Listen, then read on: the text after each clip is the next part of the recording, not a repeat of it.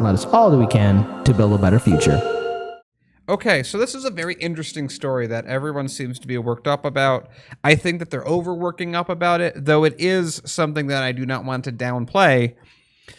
Australia basically challenged China to war in not exactly those terms, but sort of those terms. And the fact that they're sort of making this point is a little too much for my taste. But it's also... Australia sort of would be the canary in this scenario because they're just getting dominated in many ways economically, in many other ways, at least as they see it from China, and they're just not able. It's just what is like 30 million. They have what do they have, like the population of Canada? It's not enough to push back China. So for a country with a much smaller military and no nuclear weapons, Australia is suddenly hinting at an awful lot about war with China. On April 25th, the symbolic date of the Anzac Day when Australia honors its war dead, newly appointed Defense Minister Peter Dutton said a conflict with China over Taiwan shouldn't be discounted, adding that Australians need to be realistic about tensions around the region. In another Anzac Day message, the top official at Australia's powerful Home Affairs Department, Mike Pizzullo, told his staff free nations were hearing the drums of war beating again. It's optimistic words nonetheless. A few days later, Prime Minister Scott Morrison announced $580 million in military upgrades, which is like sort of what China now spends in a week. So whatever. 1 week on, several newspapers published a confidential briefing by Australia's Major General to Special Forces soldiers, which he said conflict in China was a high likelihood. Before I even finish the rest of this, I just want to say to Australia, I'm sure you're really happy you're allied with like the U.S. because I don't know if you would be saying any of this if you were on your own. These are pretty strong words against the next superpower. So, a superpower that has an economy too. Yeah, makes their own stuff, makes our stuff because we're like, here, do it. We don't need it. The idea of Australia fighting a war against China on its own is ridiculous. Last year, Australia's military spending was about $27 billion. Maybe they'll get some Bob Simple tanks. So 2 people that got that, you're welcome.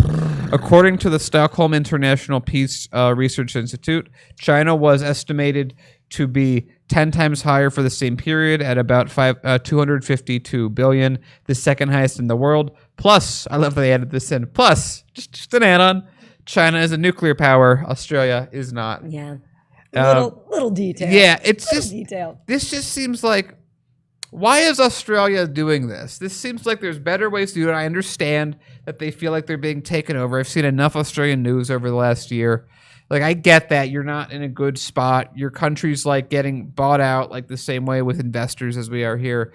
But don't be so obvious that you're threatening to go to war with a giant country. It just seems, I don't know, like there's better ways of doing this, guys. That's all I'm trying to say. Yeah. When I saw you post this story, I was like, this is not a serious story, right? And then my husband's like, no, that's like real. Actually what's happening.